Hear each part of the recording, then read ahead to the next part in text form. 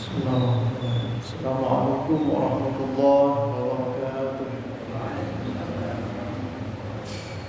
Alhamdulillah nahmaduhu wa nasta'inuhu wa nastaghfiruh wa na'udzu billahi min shururi anfusina wa min sayyiati a'malina. May yahdihillahu fala mudilla lahu wa may yudlil fala hadiya lahu. Asyhadu an la ilaha illallah wahdahu la syarika lahu wa asyhadu anna Muhammadan 'abduhu wa rasuluh. Rabbi shrah li sadri wa yassir li amri wahlul 'uqdatam min lisani yafqahu qawli. Bapak-bapak dan ibu-ibu sekalian, hadirin jamaah maghrib yang dirahmati Allah Subhanahu wa taala.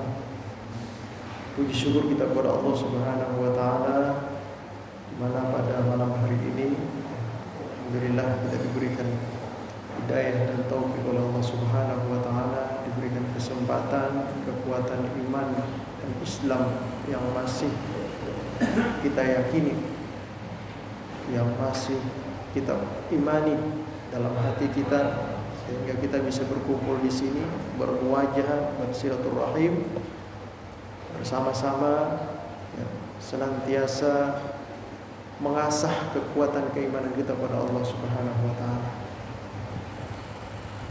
Kalau dikatakan al-iman yazidu wa yanqus, maka kita lihat firman Allah Subhanahu wa taala selalu beriringan dalam firman Allah, ya. Ya ayyuhalladzina amanu wa 'amilus sholihat. Amanu wa 'amilus sholihat. Beriman, amilus sholihat, beramal soleh. Dua hal ini sulit untuk dipisahkan.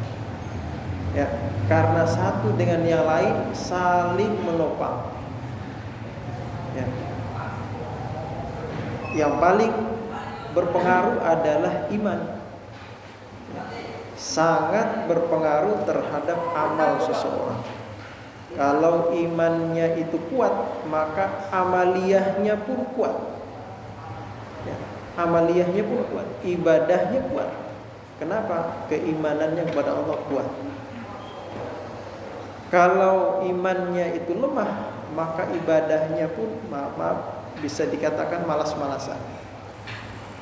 Kalau lagi pengen aja, enggak sholat, agak lagi ini nih, lagi gak pengen, itu keimanan. Maka dari itu dua hal ini sangat erat sekali. Maka kita bisa kita melihat, ya, salah satu kadar kuat imannya seseorang itu dari amaliyahnya, ya.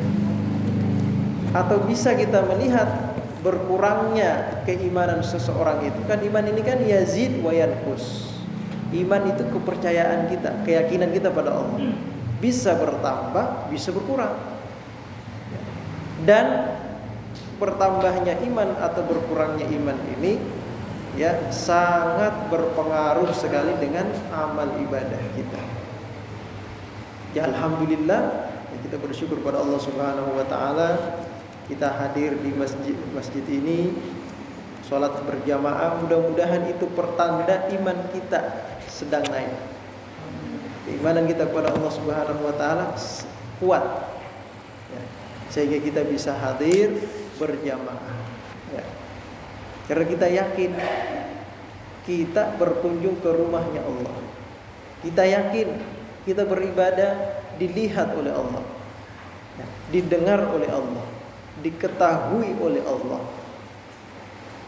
Kita hadir di sini, kita yakin pasti akan diberi jamuan yang lebih baik daripada jamuan orang-orang yang paling kaya di dunia. Kalau orang paling kaya, jamuannya tuh mahal-mahal, ya. Airnya air mahal, ya. Air apa tuh namanya itu yang harganya 250 milihnya aja itu sudah 10.000, ya. Nah, kalau kita bertamu ke rumahnya Allah, nah masjid kan kita pada yakin nih, masjid ini rumah Allah nih. Yakin gak kita bahwa Allah pasti akan menjamu hambanya? Yakin gak kita bahwa Allah pasti menyediakan jamuan yang terbaik bagi bagi hambanya yang bertamu ke rumah Allah? Pasti yakin kita. Maka orang yang meyakini seperti ini rajin ibadahnya ke masjid. Ya, rajin ibadahnya ke masjid. Nah, itu sebabnya kekuatan iman itu sangat berpengaruh dalam amal ibadah kita. Nah, kita hadir di sini Bapak dan Ibu sekalian dan adik-adik sekalian, ya, kita bersama-sama berupaya untuk memantapkan akidah keyakinan kita pada Allah. Ya. Karena amal ibadah tanpa didasari dengan iman maka akan sia-sia. Ya. Keimanan tanpa ibadah juga akan sia-sia. Karena masuk surga ya bukan iman doang, bukan syahadat doang masuk surga. Ya. Harus ada amal ibadahnya. Ya. Yang penting mah saya syahadat pokoknya dah. Kan masuk surga kan harus itu. Ya. Orang penting orang Islam itu kan pasti masuk surga. Ya pasti masuk surga, benar itu. Tapi masuk surganya itu kapan? Apa mampir dulu di neraka apa kagak?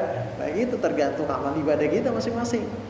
Ya, mampir dulu kan di neraka. Mampir di neraka itu, ya, sesungguhnya hari yang kita hitung di dunia ini 1000 tahun itu hanya sama bandingannya dengan sehari di akhirat. Nah 1000 tahun sehari di akhirat.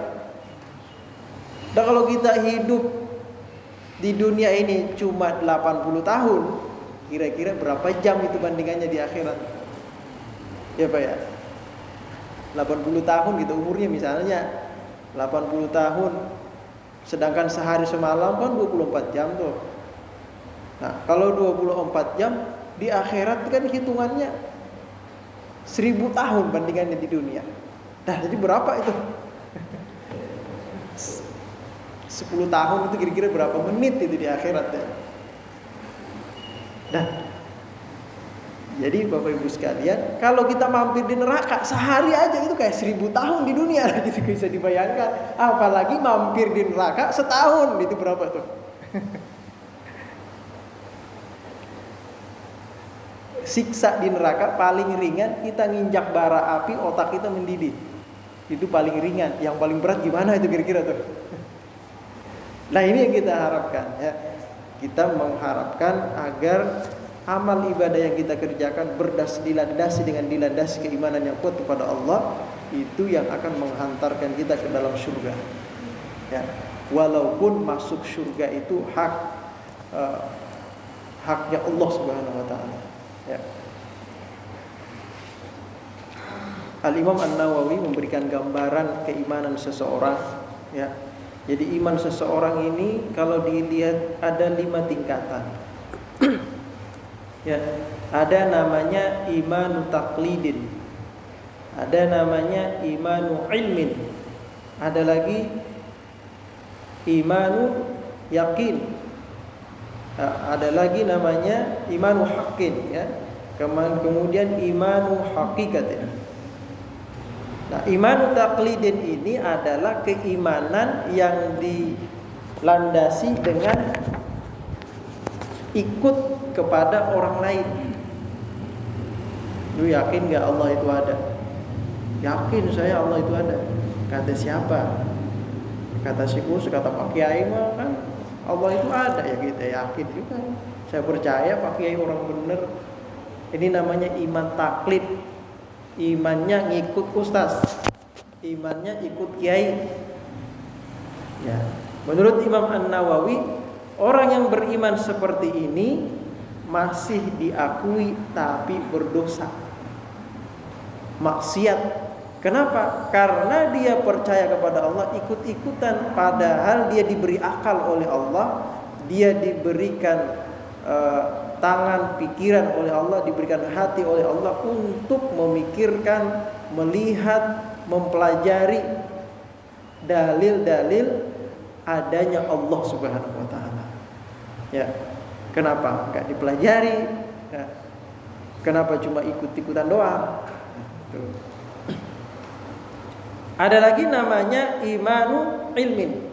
Imanu ilmin ini iman kepada Allah berdasarkan pengetahuan dalil yang ada.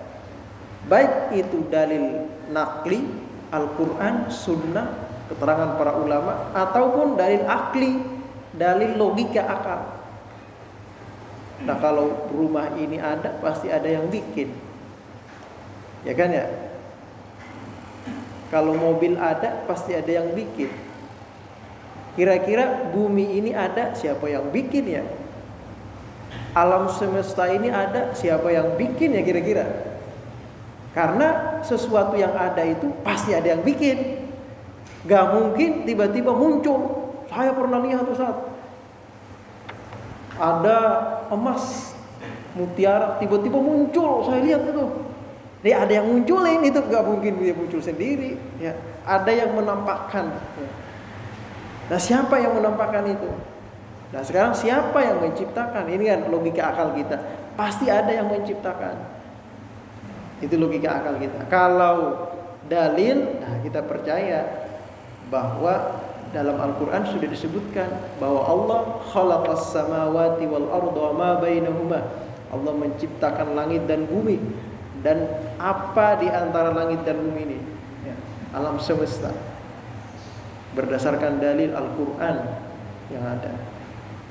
Nah, ini berarti yakin Allah ada berdasarkan pengetahuan ya, itu namanya imanu ilmin, atau bisa disebut dengan ilmul yakin. Ilmul yakin, pengetahuannya berdasarkan ilmu. Pengetahuan, keyakinannya berdasarkan ilmu. Ada juga orang beriman, ini yang iman yang ketiga, imanu ainin, imanu ayanin ya. Iman karena melihat. Nah, kalau untuk kepada Allah, iman kepada Allah bukan melihat dengan mata kepala, tapi muraqabah.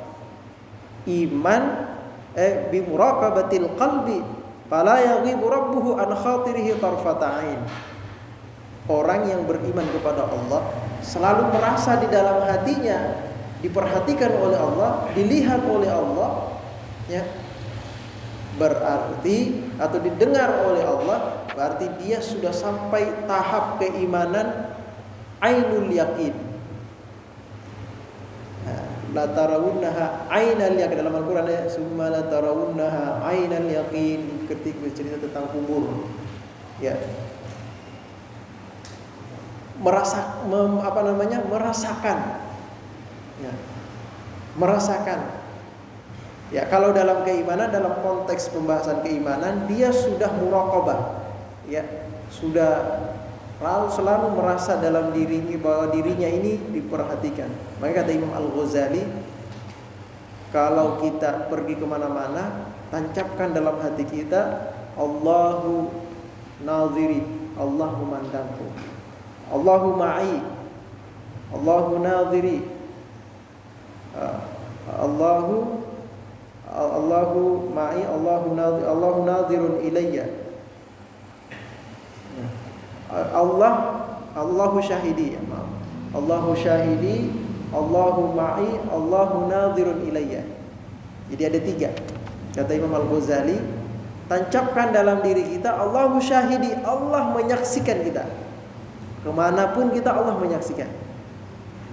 Allahu ma'i, Allah beserta kita. Maksudnya dalam pengawasan kita, Allah mengawasi kita kemanapun kita berada. Kemudian Allahu nadhirun ilayya, Allah memandang kita setiap saat. Jadi kalau itu ada dalam hati kita, ditanamkan dalam hati kita dan selalu ada dalam hati kita, berarti itu sudah masuk dalam kategori muraqabatul qalbi, sudah masuk keimanannya itu ya dalam tingkat ainul yakin, tingkat ketiga. Orang yang seperti ini gak berani macam-macam ya. Kenapa? Yakin dia dalam hatinya, mau gak macam-macam dilihat sama Allah, disaksikan sama Allah, gak berani macam-macam. Lah kita aja disuruh sama Pak Kiai, temenin saya ke sono, berani gak kita macam-macam? kiainya kayak misalnya bukan kiai dah, Habib Umar ya.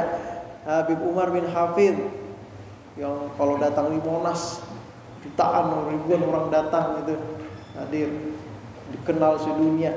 Kita disuruh temenin saya. Kita ada di samping beliau, kira-kira berani macam-macam kita. Oke, berani kita. Itu baru Habib. Kalau Allah gimana kira-kira? Kalau orang sudah keyakinannya dengan Allah, gak berani macam-macam. Ya. Ada lagi satu yang namanya imanu haqqin. Nah, imanu haqqin ini wa huwa ru'yatullahi ta'ala biqalbi, yaitu hamba Allah yang diberikan kemuliaan oleh Allah, melihat Allah dengan hatinya, bukan dengan mata kepala, karena mata kepala kita ini terbatas. Ya, terbatas dengan cahaya, terbatas oleh dinding, terbatas oleh dimensi-dimensi lain. Nah, jin nggak bisa kita lihat, alam-alam lain, alam gaib. Ya. Tapi kalau mata hati kita melihat Allah, dan ini susah dicapai, ini tingkat yang sangat lumayan tinggi ya di dalam keimanan kepada Allah Subhanahu wa taala. Orang bertarekat di sana ya. La ilaha illallah atau itu mereka berupaya memantapkan keyakinan dalam dirinya sampai pada derajat-derajat tertentu. Ya. Melatih diri selalu ingat pada Allah. Nah, orang yang seperti ini itu masuk dalam kategori haqqul yaqin. Haqqul yaqin. Sudah benar-benar haqqul yaqin.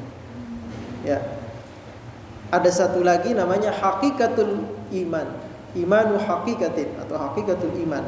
Hakikatul iman ini dia sudah merasa segala sesuatu yang ada di permukaan bumi ini wujudnya adalah Allah. Bukan menganggap semua ini Allah, enggak, tapi yang dirasa dalam dirinya itu, feelingnya itu semua sudah Allah. Ya, makanya ada dalam kategori al-fana. Fana itu dirinya aja dianggap tidak ada. Ya. Sudah sampai pada maqam fana. Fana itu tidak ada yang la mawjuda bihaqqin illallah. Nah, itu ada kan biasa kita baca ya. La mawjuda bihaqqin illallah. Tidak ada yang mawjud dengan sebenarnya kecuali Allah saja. Lah manusia ini yang terlihat adalah Allah. Dan ini sulit sekali ya, karena kita masih melihat zat. Sulit dicapai. Paling kita sampai pada tahap tingkat ketiga. Ya. Saya kasih gambaran seperti ini, Pak. Kita ditanya oleh orang, "Anda tahu nggak Ka'bah?" Kata kita, tahu Ka'bah itu kan ya yang disebut Baitullah itu yang dibangun Nabi Ibrahim. Kata siapa? Kata Ustaz, ini namanya taklid, ngikut. Ya. Anda tahu nggak Ka'bah? Tahu saya Ka'bah. Kata siapa? Ya saya pelajari dalam Al-Quran disebutkan Baitullah. Ustaz jelasin seperti itu, saya cari tahu, ternyata ada dalilnya. Saya searching ya di Google, ada gambar Ka'bah. Dan orang-orang berangkat ke Mekah itu ya ke sana Ka'bah.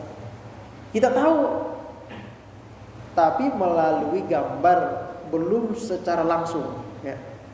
Ketika kita berangkat ke Mekah, nah tadi itu namanya ilmu yakin.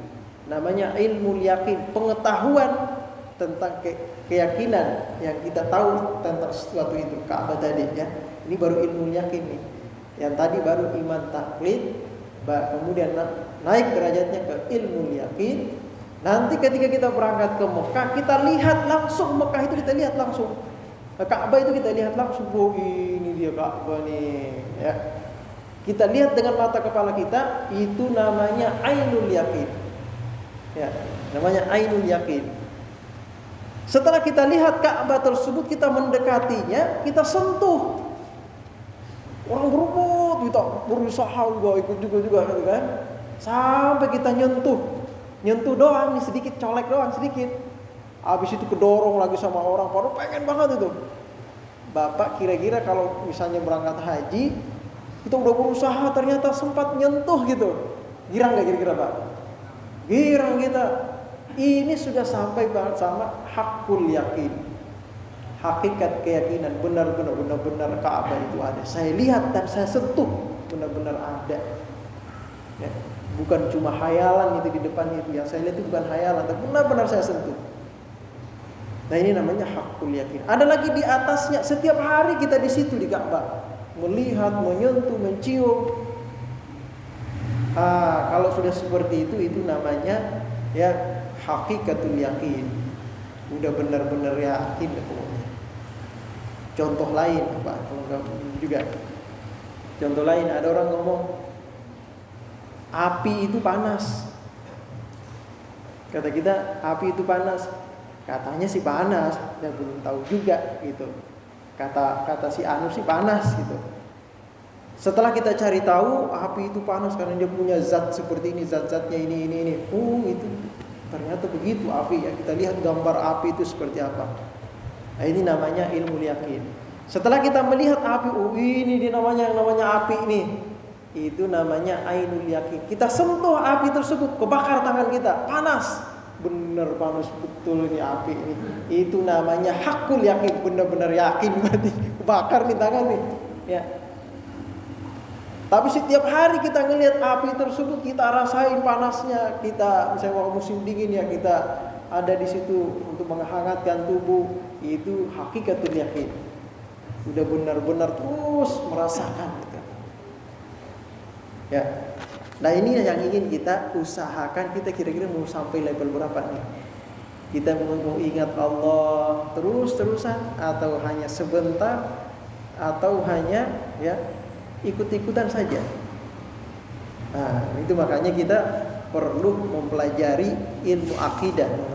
Ya, tidak dalam meyakini beberapa hal yang perlu kita yakini, kita mantapkan dalam hati untuk mendukung keimanan kita pada Allah. Untuk memantapkan keimanan kita pada Allah, keyakinan. Yang mana keyakinan tersebut ya gampang sekali digoyahkan kalau tidak punya landasan yang kuat. Harus kokoh landasannya. Pohon kelapa bisa menjulang ke atas tinggi, akarnya ribuan. Ya, akarnya ribuan, dihitungin akarnya berapa itu? Hampir 1000 kali akarnya ya. Banyak banget akarnya.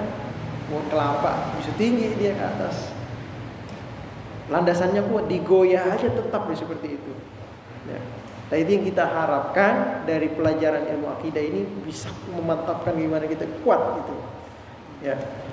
Baik kita lanjut kajian, baru masuk nih Mukadimah kepanjangan. Nah, kita baru masuk menyambung kajian kita sebelumnya. Ya.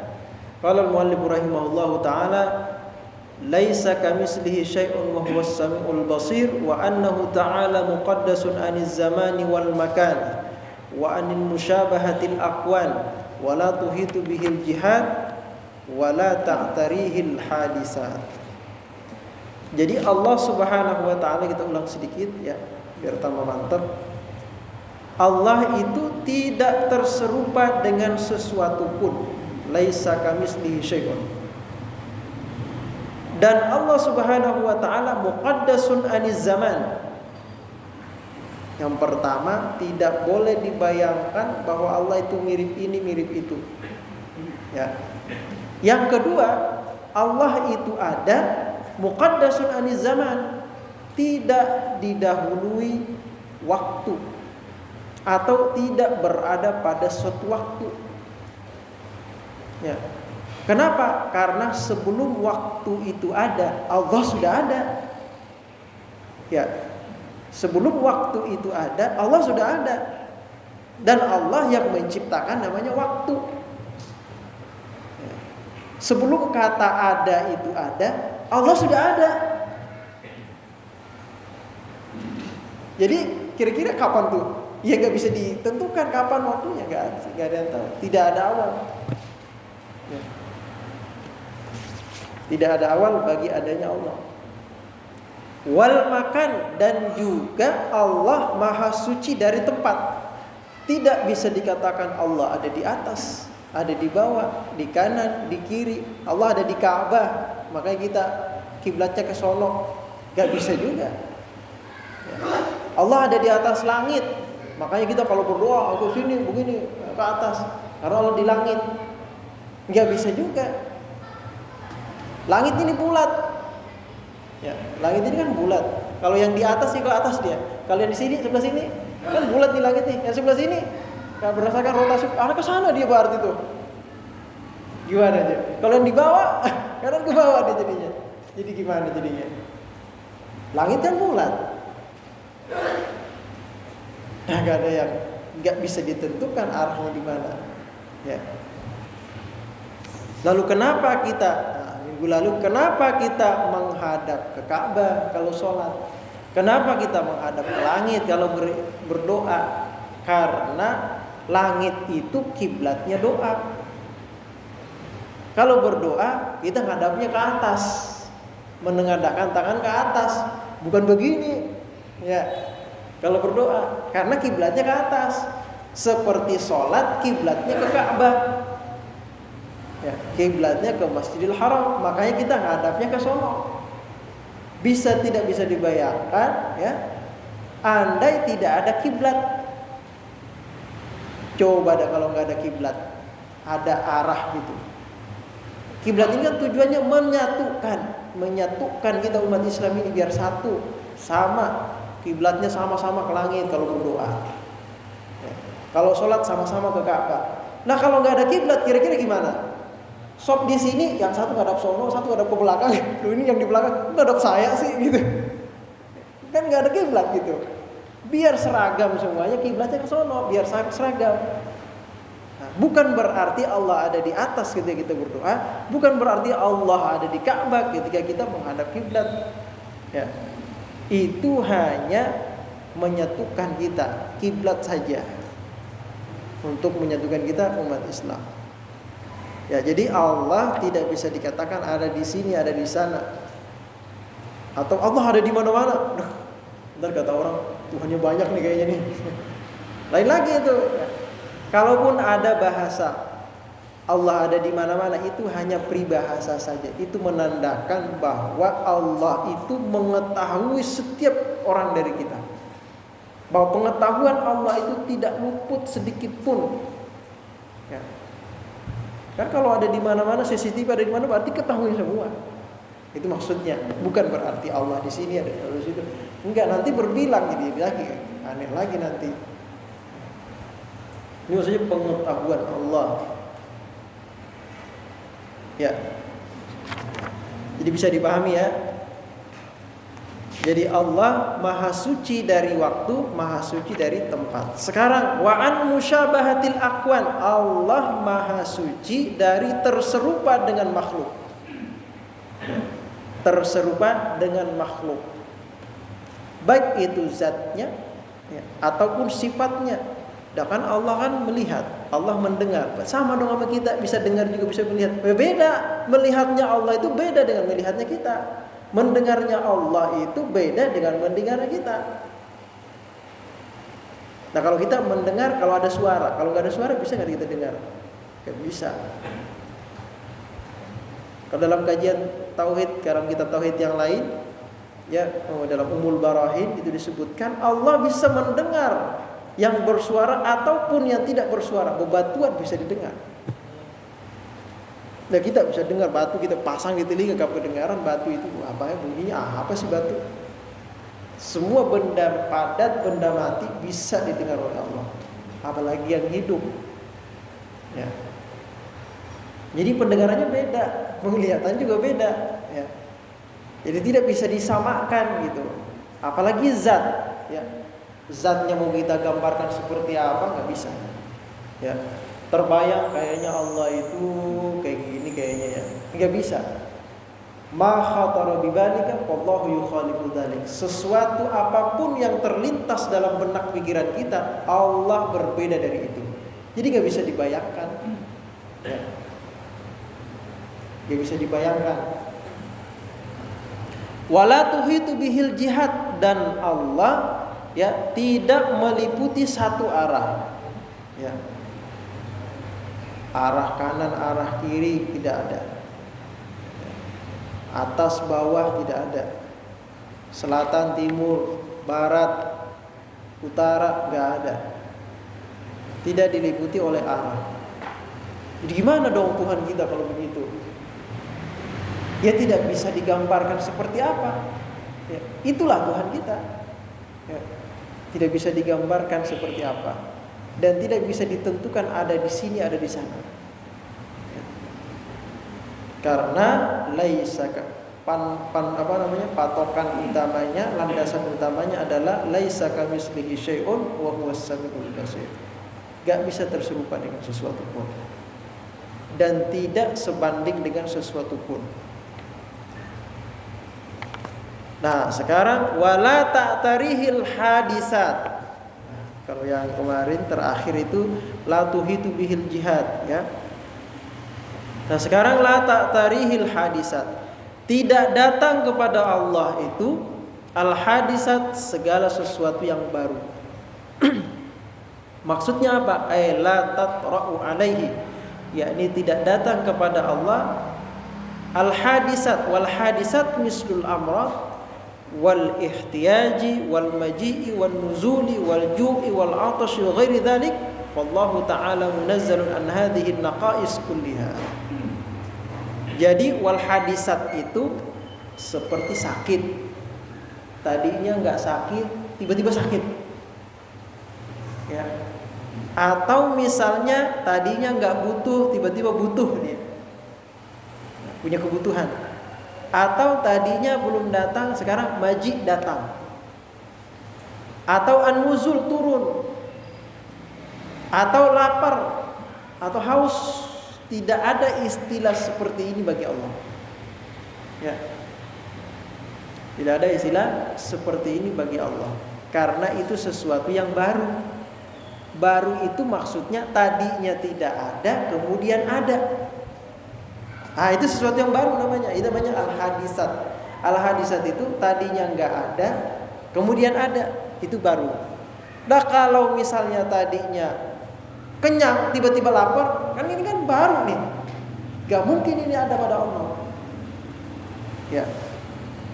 Atau misalnya sakit, ya itu semuanya enggak ada, itu sesuatu kekurangan enggak ada bagi Allah.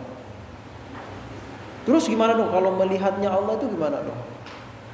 Oh, misalnya Allah nggak lihat gitu, kemudian Allah melihat, tidak ada seperti itu, istilah seperti itu. Tadinya Allah nggak lihat terus ngelihat, itu nggak ada seperti itu. Allah selalu mengetahui, Allah selalu melihat. Ya.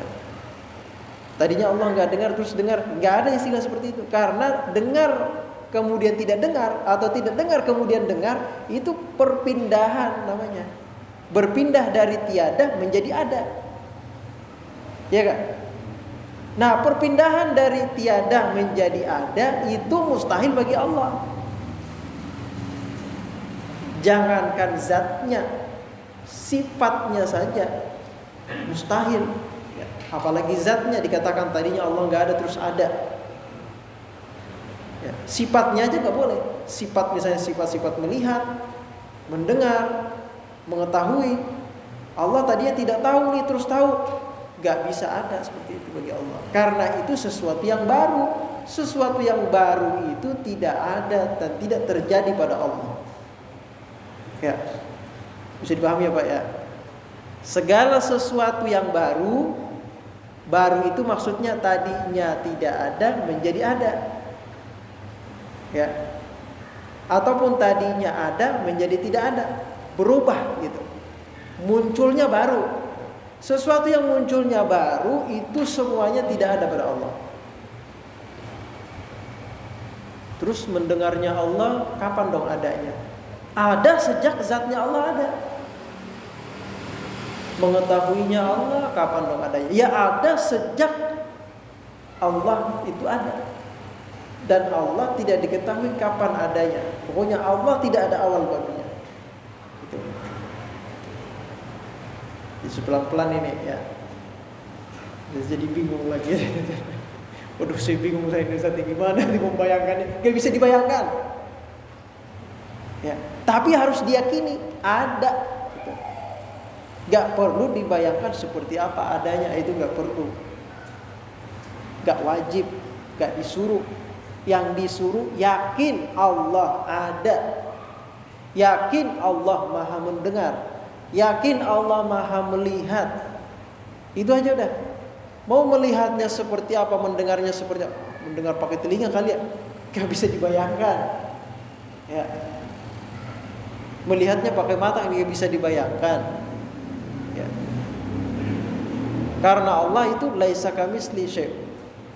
Ya. Dan tidak bisa digambarkan Allah itu seperti suatu zat tertentu. Gak bisa dibayangkan. Ya. Karena yang terlintas dalam pikiran kita kalau kita gambarkan seperti zat, pasti sesuatu yang pernah kita lihat. Ya. Dan segala sesuatu atau benda atau zat yang ada di alam semesta ini pasti memiliki tempat. Ya enggak? Ada enggak sesuatu yang enggak punya tempat? Santri dulu nih. Ada enggak sesuatu yang enggak punya tempat? Ada nggak? Nggak ada. Ada semua tempatnya. Saya pernah lihat ini Ustaz. Saya pernah lihat burung terbang. Itu kan nggak ada tempatnya tuh. Di udara dia. Mana-mana. Ya tempatnya itu tempatnya. Udara namanya tempatnya. Ya. Di udara tempatnya. Ya. Nanti hinggap di sini. Itu lagi tempatnya. Baru. Ya, sesuatu yang baru.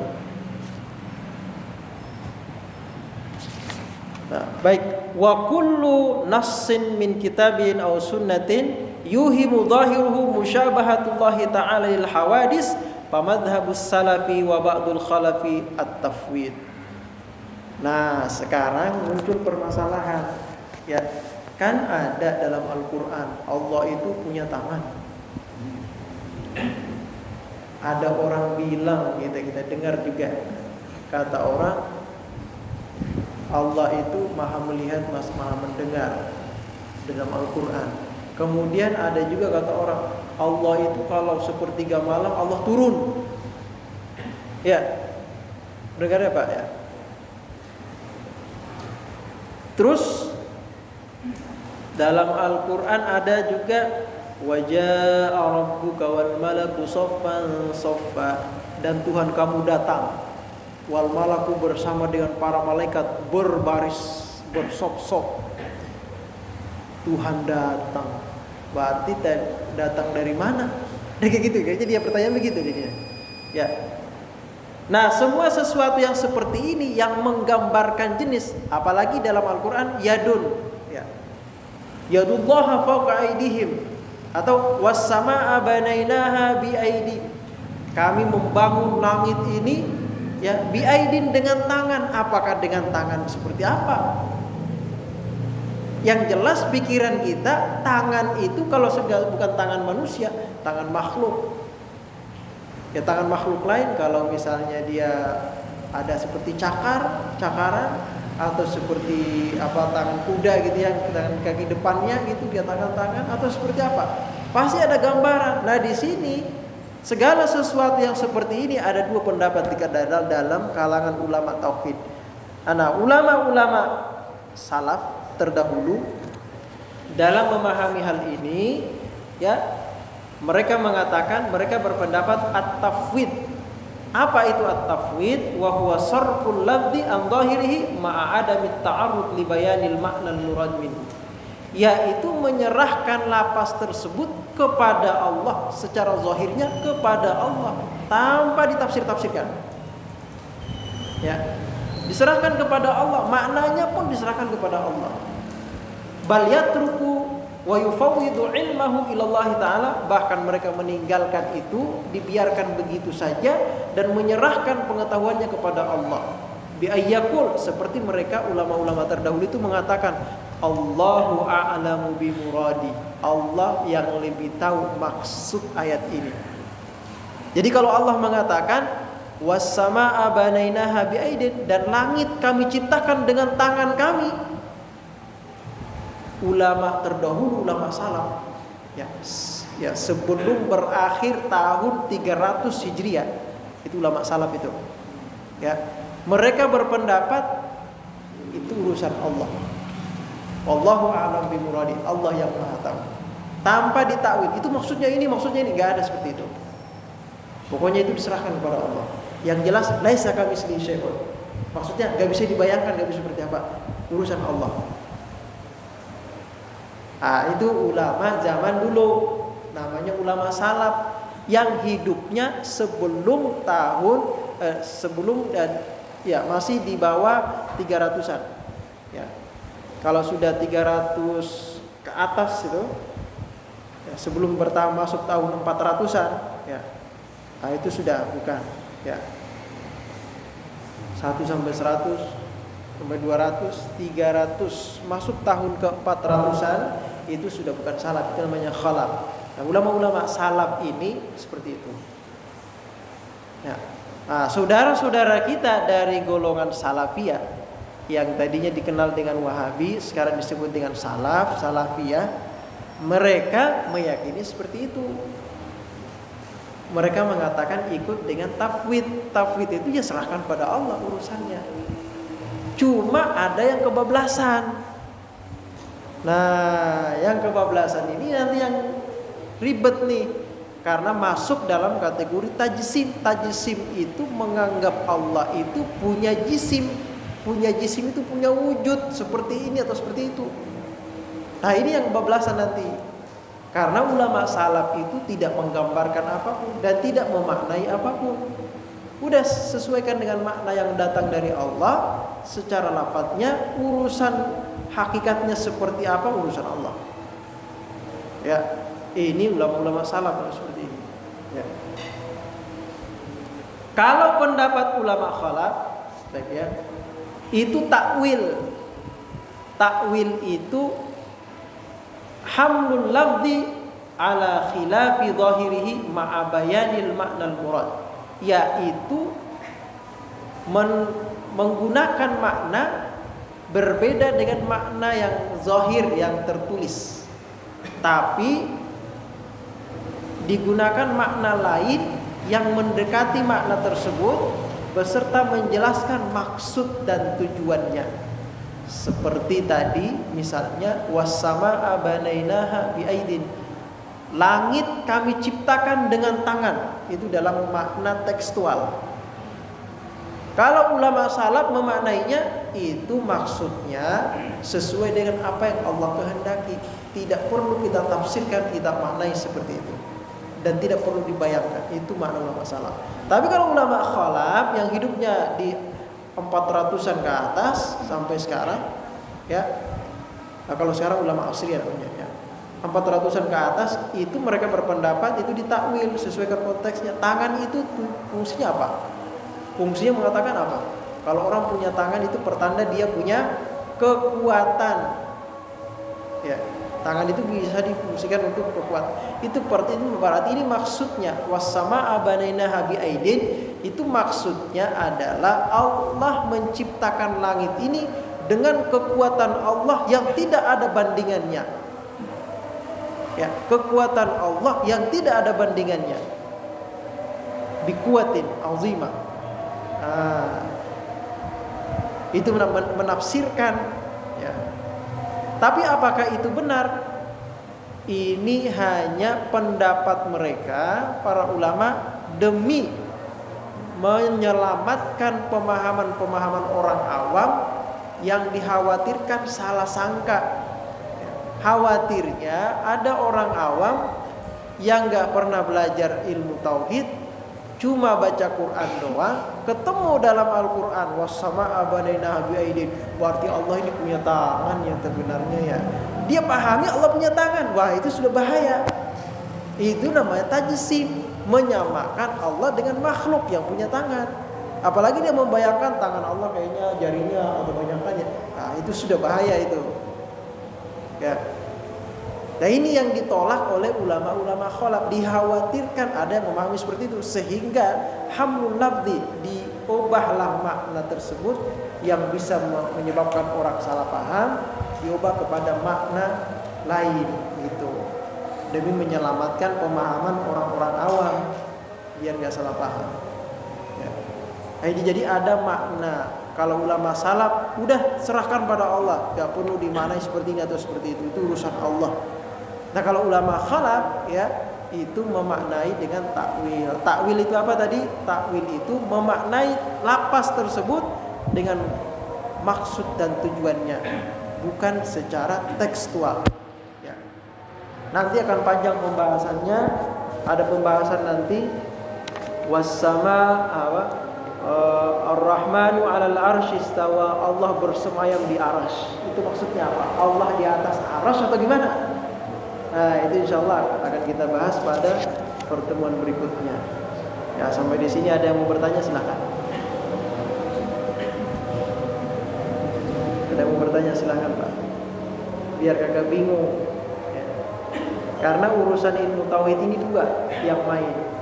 Pertama akal harus main, yang kedua dalil harus main.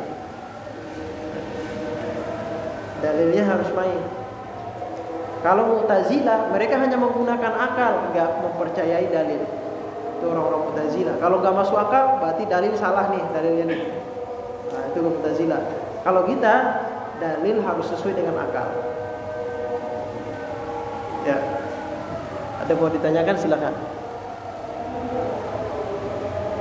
Kalau ya.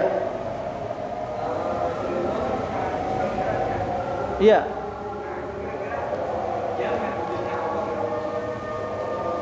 Wah, ini pertanyaannya cakep nih. Kan Allah kan mengisra mi'rajkan Rasulullah tuh.